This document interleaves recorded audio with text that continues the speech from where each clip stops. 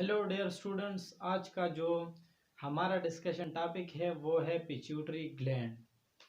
तो friends, pituitary gland जो है, जैसा कि हमें पता है कि इसको हम एंडोक्राइन ग्लैंड कहते हैं। और एंडोक्राइन ग्लैंड हम जानते हैं कि वो ग्लैंड जो डक्टलेस ग्लैंड हो, जिसमें कोई डक्ट ना हो या ट्यूब लाइक स्ट्रक्चर ना हो, और उसकी hormonal secretion direct blood stream में जाके वो स्पेसिफिक टारगेट साइट पे अपना फंक्शन परफॉर्म कर दे हैं। तो ये था इसकी endocrine nature. The second one is location. Pituitary gland locate कहाँ पे होता है, कहाँ पर ये मौजूद है? तो it is present under hypothalamus. हमारे ब्रेन में एक पार्ट है जिसको हम हाइपोथैलेमस कहते हैं, उसी के अंडर ये पिट्यूटरी ग्लैंड प्रेजेंट होता है। अब हाइपोथैलेमस क्या है? The part of brain which lies below thalamus. Brain का वो हिस्सा जो कि थैलेमस के नीचे प्रेजेंट है, उसको हम हाइपोथैलेमस कहते हैं। अब क्वेश्चन अराइज होता है कि what is thalamus?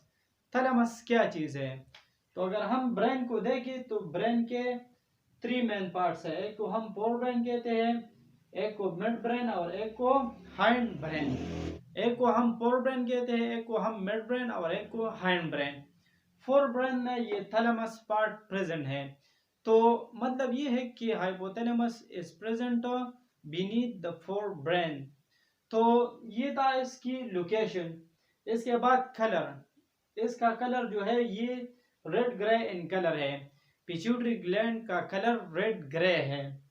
Size, it is P sized. इसका साइज पी के दाने के बराबर होता है, मटर के दाने के बराबर इसका साइज है। इसके अलावा वेट, पिट्यूटरी ग्लैंड का वेट तकरीबन एग्जैक्ट तो नहीं लेकिन तकरीबन 0.5 ग्राम है। कनेक्शन, पिट्यूटरी ग्लैंड का कनेक्शन किस चीज के साथ है? तो attach to hypothalamus by a stalk called infundibulum. Pituitary gland hypothalamus के साथ कनेक्ट होता है या अटैच होता है एक स्टाक के जरिए, जिसको हम इन्फंडिबुलम कहते हैं।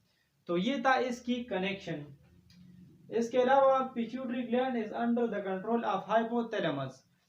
हाइपोथैलेमस के अंडर पिट्यूटरी ग्लैंड काम करता है। मतलब ये है कि हाइपोथैलेमस जो है ये न्यूरो एंडोक्राइन इन नेचर है।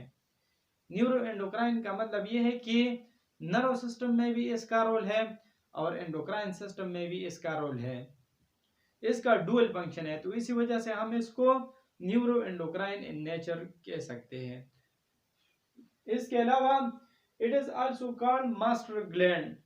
पिट्यूटरी ग्लैंड को हम मास्टर ग्लैंड कहते हैं क्योंकि ये दूसरे एंडोक्राइन ग्लैंड्स की हार्मोनल सिक्रीशन को कंट्रोल।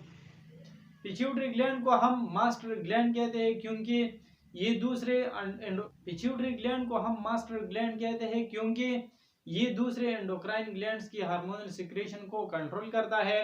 तो इसी वजह से इसको मास्टर ग्लैंड कहते हैं। इसके अलावा hypophysis is the correct name for it.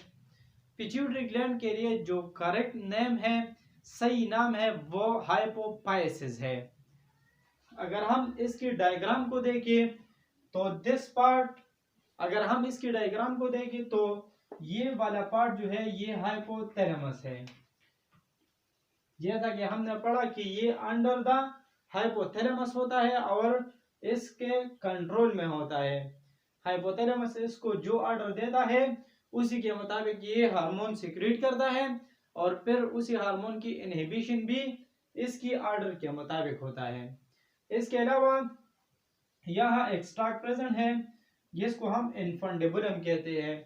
तो ये इन्फंडिबुलम जो है ये हाइपोथैलेमस और पिट्यूटरी ग्लैंड के दरमियान एक अटैचमेंट एरिया है।